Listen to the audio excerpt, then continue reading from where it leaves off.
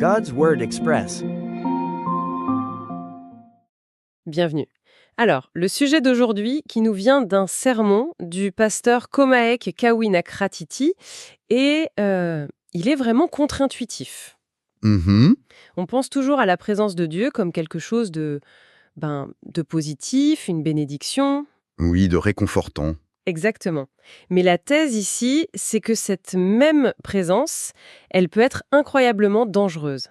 Et c'est cette tension que je trouve passionnante. C'est tout à fait le cœur du sujet. Le sermon nous met au défi tout de suite en fait, en distinguant deux concepts. D'accord. D'un côté, on a l'omniprésence de Dieu, l'idée qu'il est partout, mais de manière un peu diffuse.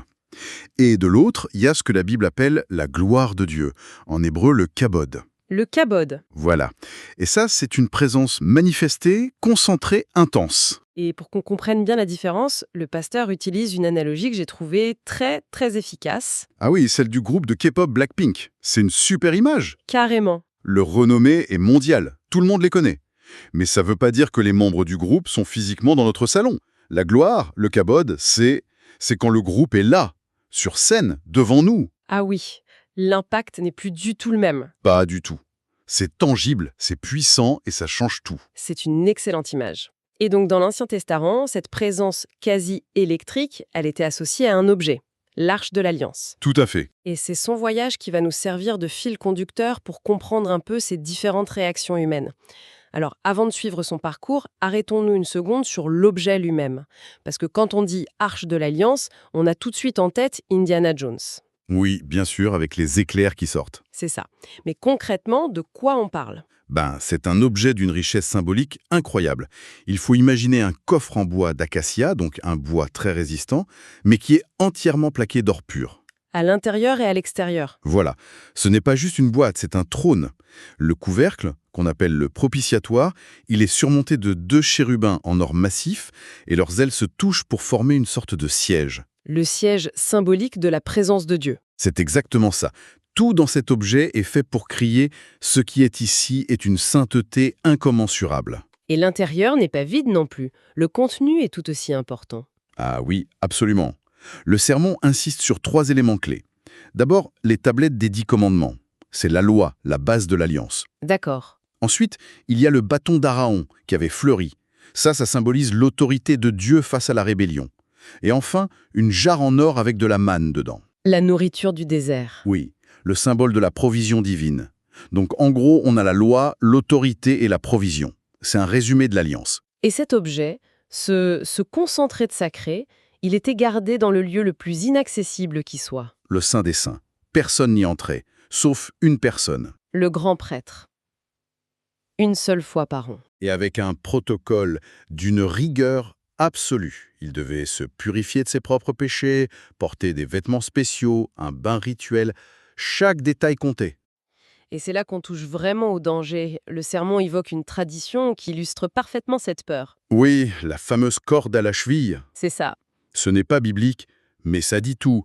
L'idée, c'était que s'il avait une impureté en lui et qu'il était foudroyé par la sainteté de Dieu, personne ne pouvait entrer le chercher.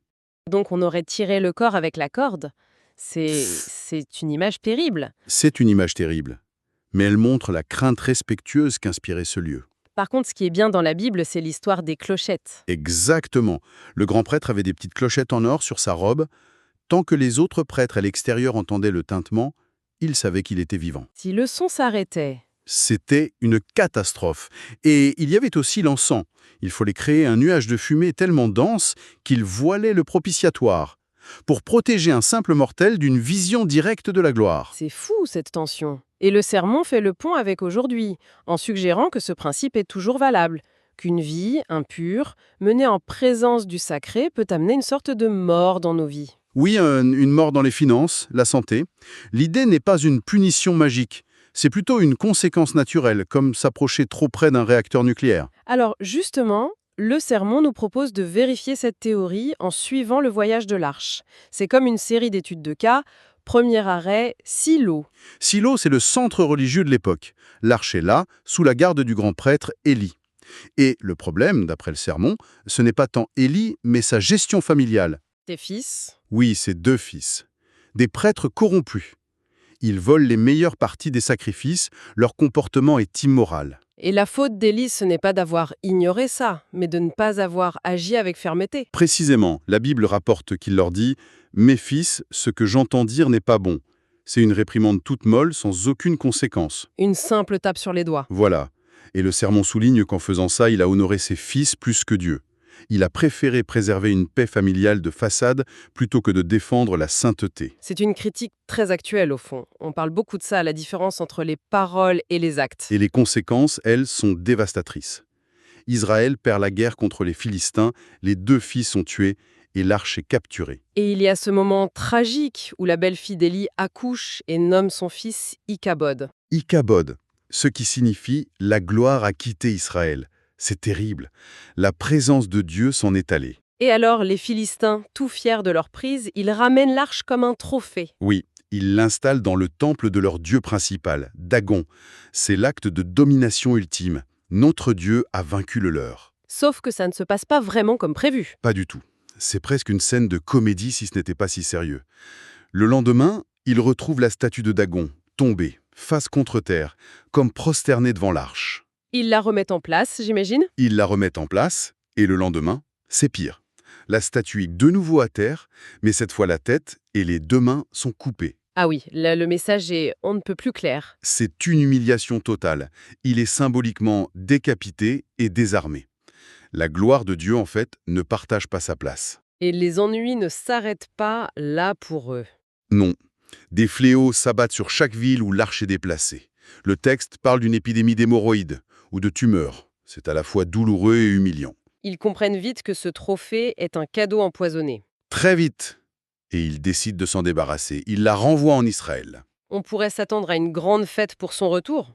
Mais l'histoire qui suit, à Beth-Shemesh, est peut-être la plus glaçante de toutes. Oui, parce que l'arche arrive dans une ville de Lévites, des gens qui connaissaient la loi. Ils savaient comment se comporter, en théorie. Ils savaient, mais ils n'ont pas fait. Le texte dit qu'ils ont regardé dans l'arche, Par simple curiosité. par simple curiosité. Ils ont traité le trône de Dieu comme une boîte mystère à ouvrir. C'était une violation directe d'un commandement. On ne dissecte pas le sacré. Et la conséquence, elle est d'une sévérité qui dépasse l'entendement. Le texte mentionne la mort de 50 070 hommes. C'est un chiffre énorme. C'est terrifiant. Et la leçon que le sermon en tire est puissante. La connaissance entraîne une plus grande responsabilité. Parce qu'ils savaient, leur faute était encore plus grande. Leur familiarité avec la loi ne les a pas protégés. Au contraire. Ils ont manqué de crainte. De ce respect mêlé de peur, oui. Du coup, là, évidemment, plus personne ne veut de l'arche. Elle est devenue radioactive. Exactement. Elle est envoyée dans une petite ville, Kirjat Jearim, chez un homme qui s'appelle Abinadab. Et elle va y rester 20 ans. 20 ans. Et c'est là que le sermon pointe un détail fascinant. Pendant ces 2 décennies, on ne lit rien. Aucune bénédiction, aucune malédiction, rien. Le silence. C'est presque plus étrange qu'une catastrophe, ce silence. C'est ça. C'est l'analyse du sermon, le piège de la familiarité.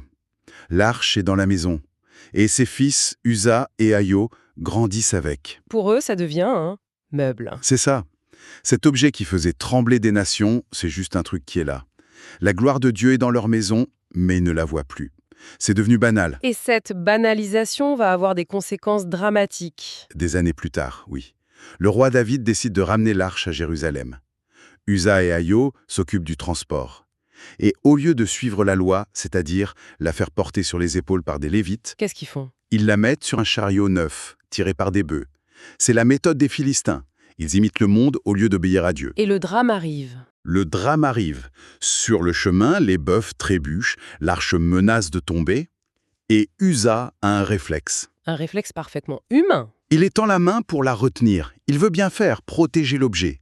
Et à l'instant où sa main touche l'arche, il meurt, foudroyé. Mais c'est terrible. C'est d'une sévérité, sa réaction est tellement compréhensible.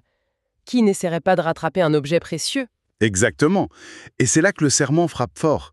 Il nous dit que dans notre rapport au sacré, l'instinct et la bonne intention ne suffisent pas. C'est une autre logique. C'est une autre logique, presque comme une loi de la physique, comme toucher un câble à haute tension. L'ignorer, même pour bien faire, a des conséquences directes. La familiarité l'a rendu imprudent. David le roi est tellement terrifié qu'il arrête tout. Il n'ose plus amener l'arche à Jérusalem. Il la laisse en chemin dans la maison d'un certain Obédédom. Et elle n'y reste que 3 mois. Et là, on a le dernier cas de figure. Et le contraste est total. Total. En seulement 3 mois, la maison d'Obédédom est bénie de manière explosive. Tout ce qu'il entreprend réussit. Sa famille, ses finances, tout prospère à une vitesse folle. Alors que pendant 20 ans chez Abinadab, il ne s'était rien passé. Rien du tout. Le statu quo est remplacé par une bénédiction surabondante. Et qu'est-ce qu'il a fait de différent, Obédédom? Le texte ne le dit pas explicitement, mais son attitude, elle, parle. La nouvelle de sa prospérité arrive à David qui comprend que la présence de Dieu n'est pas une malédiction, mais une source de vie si on l'approche avec respect. D'accord. Mais le détail le plus révélateur, c'est ce qui se passe après. Quand David vient chercher l'arche, Obédédom et sa famille ne restent pas là à la regarder partir. Ah non, non. Non, ils la suivent. Ils quittent tout, déménagent à Jérusalem et deviennent des serviteurs du temple, des gardiens. Ils choisissent de rester attachés à la source de leur bénédiction. Voilà.